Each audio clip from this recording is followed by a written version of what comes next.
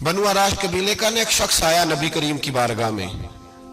किस तरह आया जरा पस मंजर सुनिएगा। वो कहता है मैं छोटा सा बिजनेसमैन था, तो मैं ना थोड़ा थोड़ा काम करता था। मैं मक्के के दाएं बाएं जो गांव थे, बनु आराश एक कबीला था, तो उस गांव से मैं 2-4 जानवर खरीदता, मक्के ला के मैं 1-2 दिनार नफा लेके बेच देता। व्यापारी कहते हैं हम अपनी जुबान में, तो कहते मेरा ये कारोबार था।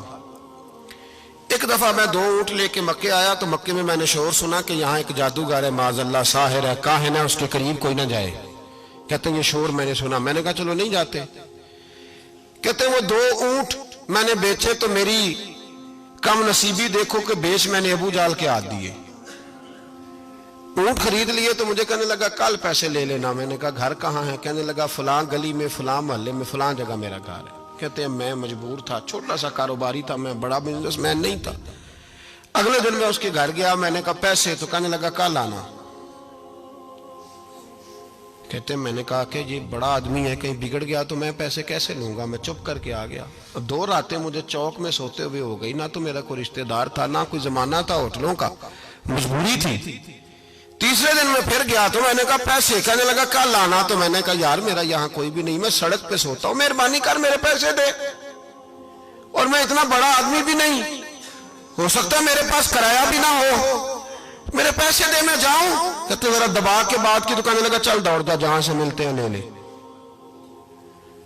ये ताजर जब डूबते हैं तो ये खुदकुशियां करते हैं, इसलिए कि जिस आदमी की असल जर डूब जाए वो किधर जाएगा बेचारा।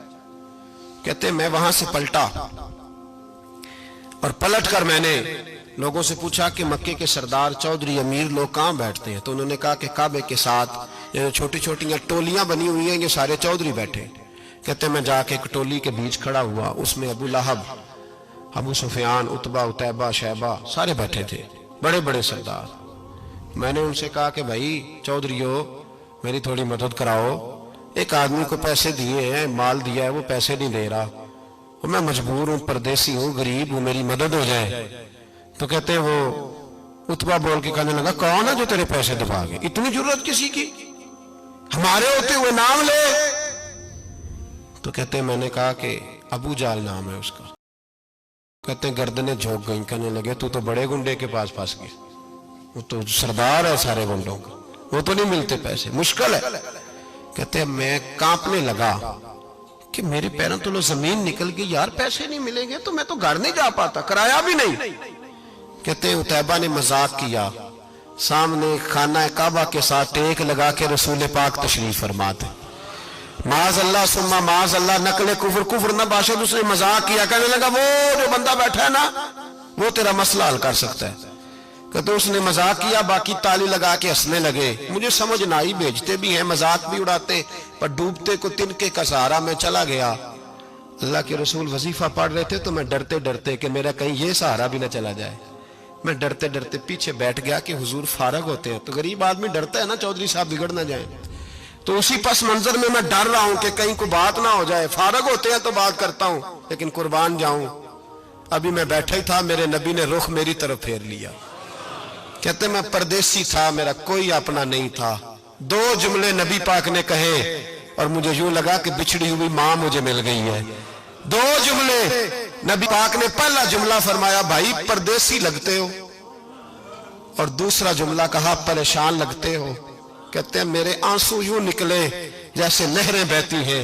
मैंने कहा महबूबा मैं तुझे जानता तो नहीं, पर परदेश में लुट गया हूं। इंशाअल्लाह परदेसी कोई भी न थी वे, कख जुना तो पारे। हुजूर एक आदमी ने पैसे दबा लिए। कहते जब मैं रोया तो नबी पाक ने ना नाम पूछा उस बंदे का, ना काम पूछा, मेरी गर्दन पे थपकी दी, फरमाया फिक्र ना कर, जैसे तो कहेगा वैसे ही हो जाएगा। काम भी नहीं पूछा, नाम भी नहीं पूछा। हुजूर ने बाजू थामा, घर लाए, और हुजूर ने टूटी हुई चटाई पे बिठाया, और अल्लाह का लाडला नबी अपने मुकद्दस हाथों में मेरे लिए खजूरें लाया, और हुजूर मेरे लिए दूध लाए। करीम ने मुझे खजूरें खिलाई, दूध पिलाया, और फरमाया जब तसल्ली हो गई, मैं कई दिनों का भूखा था, जी भर के मैंने खाया। अब हुजूर ने फरमाया बात क्या है? हुजूर इस तरह मैंने पैसे दिए, माल दिया, ऊंट दिए, पैसे नहीं देता। बंदा कौन है? काबू जाल। कहते हुजूर ने फरमाया फिक्र न कर, मिल जाएंगे। तो फिक्र न कर, गमज़दों को रज़ा मुजदा दीजिए कि है।